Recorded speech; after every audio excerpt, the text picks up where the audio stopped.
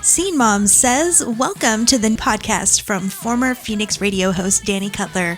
Each week bringing you independent music, industry news, the occasional interview, and other fun segments. Let's get to it.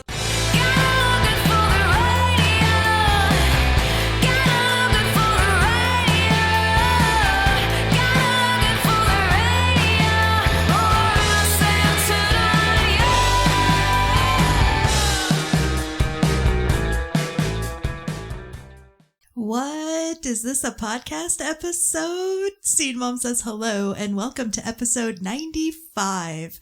I'm Danny, your host and Scene Mom, and I am so glad that you joined me. Yep, I'm still here. I'm still around.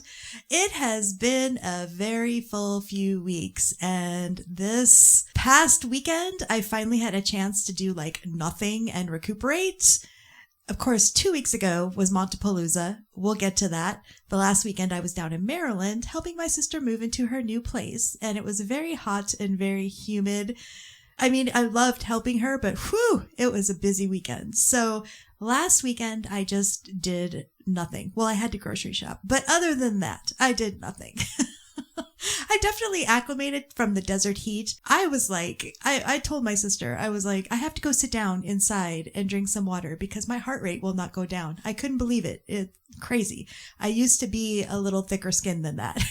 And like I said, 2 weeks ago was Montapalooza Music Festival, the first one. So let's chat about that and how it went, being my first attempt at organizing a music festival. And I was definitely tested because the whole week, the weather showed that on Saturday, there was cold weather and freezing rain coming in from Canada, right? Every day, watching the weather, please just not come down this far. Please, please, please. No, it was coming. It was the worst. Even those who have lived here many years said that, yeah, rain is definitely normal in May and it's kind of a toss-up, but the cold weather and there was even snow was not normal. But as the week went on, I noticed that it was consistently ending by the afternoon. It was just in the morning that it was really bad. So Shayna, my friend at Parks and Rec, who was partnering with me on this, one of my partners, spent most of the day on Friday. We called, emailed the bands, everyone, vendors, to decide on whether we should move to the rain date. And the deciding factor on why we didn't move the date was food and drink, because most of the vendors, the food and drink vendors and the alcohol vendors couldn't come on Sunday. And you can't have an all-day music festival without food and drink and alcohol. Nobody would stay, even if the weather was perfect. Once we confirmed that we would have food and drink Saturday, I made the call to keep the date, but we ended up adjusting the start time. So instead of starting at noon, we started at 2, and I made some minor adjustments to the set time so that everyone could still play. I only cut everything down by like 15 minutes, so it really wasn't horrible. I wish I could have given everybody their full allotted time, but this is how we could do it. And Saturday morning was bad. I had my winter coat on, hat, gloves. It was freezing rain. About 10 a.m., I start looking around and I'm like, that is not just rain. It was sleet coming down. Half our vendors didn't even show up. The food that we confirmed that made the deciding factor to still have this on Saturday, they drove through and they left. We still had a food truck and another vendor that was selling food, meatball subs. But the food was greatly reduced and we only had one alcohol stand. I posted like a maniac in the morning. I was assuring people it's gonna pass. You can still come out, enjoy the fest, dress warmly, but it's gonna be fine. I kept the ticket price the same amount pre-sale versus raising it as I originally planned to do. You know, you always make it higher at the gate. I didn't do that this time. So the skies, as I saw, eventually did clear, and even the sun came out. The cold still didn't bring many people, and even the media I sent passes to didn't show, and it was kind of disappointing, but it is what it is, right? And it was still a good show. All the bands were just incredible, and the way the set times were, they flowed between the two stages. And there weren't that many delays. The sound was incredible. I had many comment on the quality of both. So if you take out the weather factor, this first festival could not have gone any better. I made sure to go around, thank all the vendors who did show for sticking it out, because I can't even fully describe how miserable it was in the morning. It was so awful, and it was not easy to set up in the conditions that we had, but we did it. So now we assessed everything. We had a meeting a few days ago and went over everything. The first one happened. We did it, and now we can build from it. And we figured out what was working, what didn't work, and we have much more time to prep for next year. You know, you don't know what you need or you don't need until you actually go through the first one. And I am excited for next year because it really went well if you take the weather out of it. So it was wonderful. And we do already have a date. We were going to do it in May again, but at our meeting this past week, I was like, should we do it in May and risk something like this happening again? And so we decided to push it. So it's going to actually be in July now. And if you follow the Montapalooza socials, you'll be able to see exactly when in July, in a week or so, when I get all that together. But I'm excited, and I can't wait to start finding bands and start the planning process all over again. And I know how to handle a weather situation now. I don't think that could have been any worse, honestly. I'm so grateful to Winchendon Parks and Rec and my friend Franco at Soundbites Events, Steve and their team at Montapalooza TV. I mean, you can't organize something on this scale by yourself, so it was great. And the sound on the amphitheater stage was from L&L Sound, who I didn't even know beforehand, but they were amazing. It was just great. And the bands, of course. All the bands came out despite the weather, and a few came from Boston and Connecticut and flew in to perform. It wasn't the best driving day, so they all understood the weather issue, but everyone still brought their best game, and we just had a wonderful time. It was really a good time. So that's it. That was Montapalooza. Y'all make your plans for July of next year. Like I said, you'll find out exactly when in July if you're following the Montapalooza socials. All right, well, let's get back to the show. Of course, I have got some awesome indie tunes to share with you. I've got some music news, your music history, and also a marketing tip for you. So let's get back to this said music with a song from Sedona, Arizona musician Decker. This past weekend, he had his final show out in Phoenix because he's moving on to other projects. I've known him at least a decade. The man has got 10, 15 albums out. He's been at it for 18 years. He just is the most amazing artist, and everything that he does is special. I have worked with him on many shows, and I've interviewed him several times, and even worked with him on a festival out in Sedona. This is one of his older tracks. It's called Patsy. So I hope you enjoy it, and you're listening to What Scene Mom Says.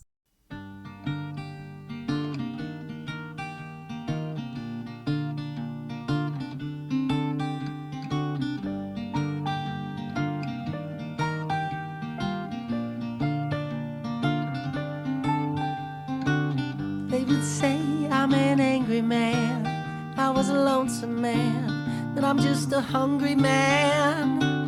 Look at me, the bewildered one. I am a Soviet, I am the powerless. Here I am, proletariat. I'm not a tortured man, I am the everyman.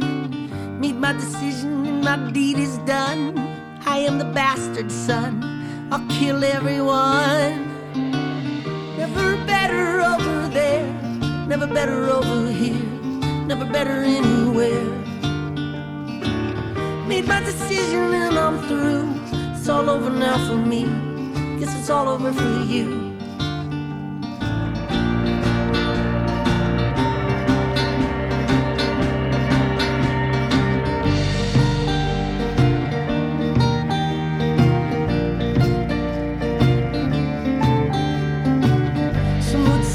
He was a heroic man, but he was a privileged man. He was an aristocrat.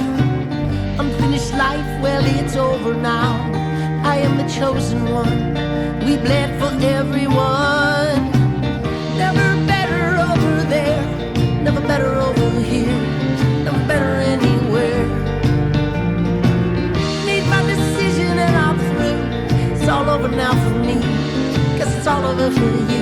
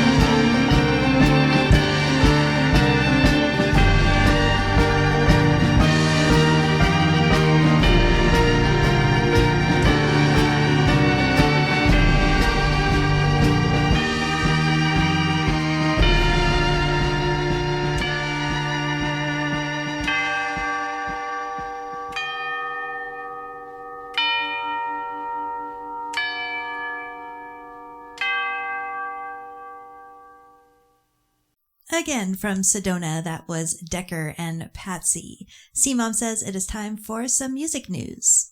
The legal battle between artists and tech giants over AI training, it just hit a fork in the road. Google's argument could have enormous implications for every musician who has ever uploaded a song to YouTube. A class action lawsuit was filed back in March by a coalition of indie artists, including members of Chicago-based bands Attack the Sound and Directrix, alleging that Google used their music to train its AI model Lyria without permission. And Google just fired back with a 41-page motion to dismiss. The central argument is a bold one. By uploading your music to YouTube, you already said yes. So Google's position is that YouTube's terms of service grant them what they are calling a broad license to use uploaded content in connection with their business. And they're arguing that AI training falls within that definition. Basically, the fine print that you click through when you upload your music may have already handed Google the rights that they need. And if a court agrees, it will be a massive blow to artists everywhere.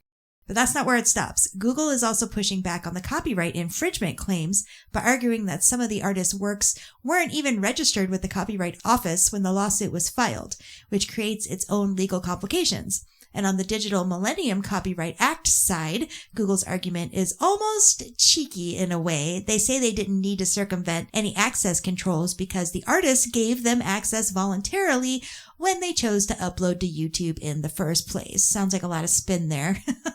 The broader implications of this case do go well beyond Google. Independent distributors are already quietly expanding the rights they require artists to grant when putting music on platforms like Spotify.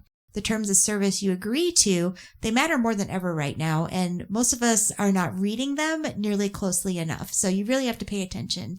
In other news, you've been hearing a lot about the major labels suing AI companies over copyright infringement, but this week the tables turned in a way that no one really saw coming, and now the musicians themselves are suing the major labels. The American Federation of Musicians, which is the world's largest union for professional musicians, filed a federal lawsuit on June 5th against Universal Music Group and Warner Music Group, accusing both labels of licensing their members' music to AI companies Suno and Udio without paying or crediting the musicians whose work was used. Now here's a part that really stings. Both Universal and Warner originally sued Suno and Udio themselves, publicly calling out those companies for unauthorized and uncompensated use of recordings to train AI models that were, in their own words, replacing human artists and diluting royalty pools. Now they knew this was wrong, and they said so loudly, and then they quietly settled those lawsuits and struck licensing deals, and they kept the money. The union's complaint states that while labels protected their own interests and created a significant new source of revenue through those settlements and licenses, they refused to compensate the musicians whose work was fed into those AI machines for profit. The AFM's lawsuit argues that those deals triggered what's called the, quote, new use provision in their collective bargaining agreement, which requires the labels to disclose which recordings are covered and ensure that musicians who appear on those recordings are compensated. The union says the labels failed on both counts. The AFM is seeking unspecified monetary damages and demanding the labels disclose exactly which recordings were licensed to the AI companies. So the labels went to bat for their own copyrights, and the musicians are asking now why nobody went to bat for their rights. And finally, I have some pretty exciting news for Prince fans, and honestly music fans in general, because the vault is open again. The Prince estate has announced a new posthumous album called Timeless, featuring 10 rare and previously unreleased recordings pulled from Prince's legendary vault. The collection spans nearly 4 decades of his career, from 1977 all the way to 2016, the year he passed away. The announcement came during Prince Celebration Week in Minneapolis, which is a multi-day event that ran through June 7th, which would have been Prince's birthday, featuring exclusive listening sessions, archival presentations, and conversations with Prince collaborators at Paisley Park and venues across downtown Minneapolis. The first single from the album is called Stone, a previously unreleased recording from spring 1995, which was written by Sandra St. Victor, Tom Hammer, and Jules Van Even. It's already out on streaming platforms, so go listen to that immediately if you haven't. The track list itself is a journey. recordings from 1977, 81, 85, all the way to a live recording from 2016. And the album closes with a live version of How Come You Don't Call Me Anymore, which was recorded in 2016, one of his final performances. Timeless drops on August 28th via Legacy Recordings, and it'll be available on CD, standard black vinyl, and a limited edition purple marble vinyl exclusively through direct-to-consumer pre-order. I'm going to have to go and try and nab that one. 10 unreleased Prince recordings spanning 39 years. Yeah, I'm definitely going to enjoy that. So that is your music news this week. And if you have any feedback or you have any other news to share, you can always email me, scenemomsays@gmail.com.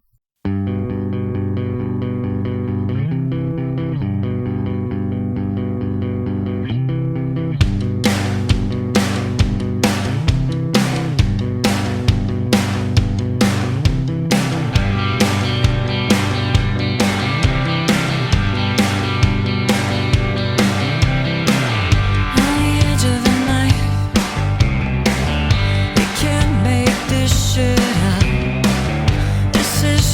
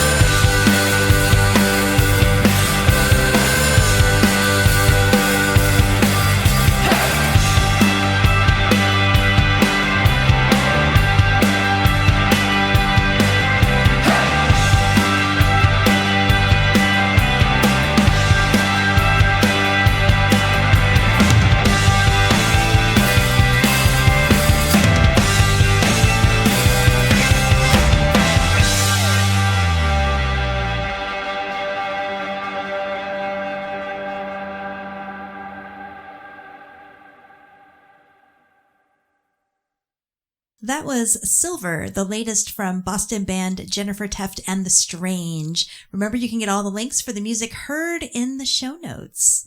C-Mom says it is time for some music history. On June 1st, in 1967, the Beatles released Sgt. Pepper Lonely Hearts Club Band, their 8th album, which became the soundtrack to the Summer of Love and is widely considered one of the greatest albums in rock history. It spent 15 weeks atop the Billboard album chart and enjoyed 113 consecutive weeks in the top 200. On June 5th in 2004, Usher became the first artist since the Bee Gees in 1978 to simultaneously place 3 songs in the U.S. Top 10, with Burn, Yeah, and Confessions Part 2 all charting at the same time. On June 6th in 1992, Guns N' Roses debuted the music video for November Rain on MTV. The 9-minute epic was the most expensive video ever made at that point, costing $1.5 million. Much of it spent building a church in the desert so Slash could solo in front of it. On June 15th in 1989, Nirvana released their debut album Bleach, the scrappy low-budget record that quietly kicked off one of the most important careers in rock history and the grunge era. And on June 21st in 2015, Taylor Swift wrote an open letter to Apple threatening to withhold her album 1989 unless the company agreed to pay artists their deserved royalties during Apple Music's free trial period. And Apple reversed course in 24 hours. That's some music history for you this week. Is this the right color? I think so.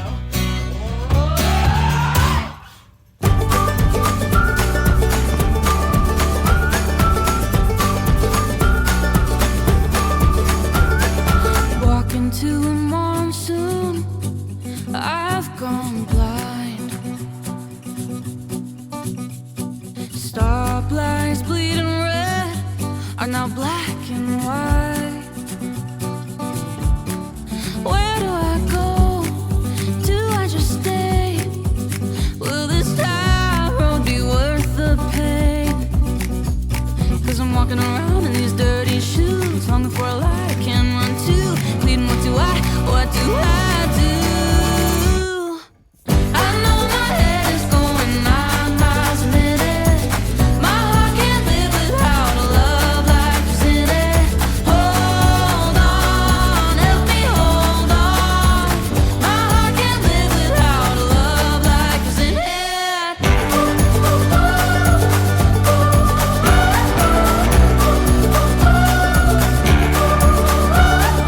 Every time I fall, there's a warning sign. Or maybe I confuse it with my state of mind. Where am I now? Do I keep on? Why did this road take so long? 'Cause I'm walking around without a single clue, longing for a place I could call home to. And what do I do? I know my head is going 9 miles a minute. My heart can't live without a love like this in it. Hold on, help me hold on. My heart can't live without a love like this in it.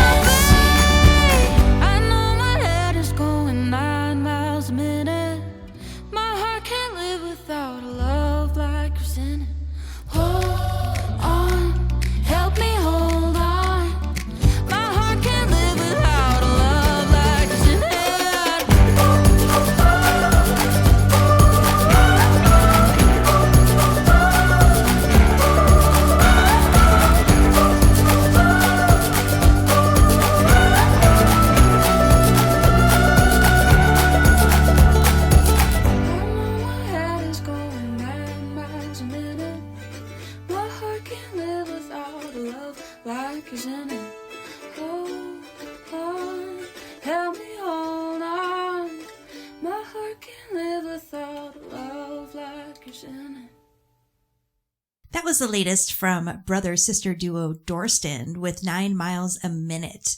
Scene Mom says it is now time for your marketing promo tip of the week, and we're focusing on social media here. Don't treat Meta Access like a password replacement.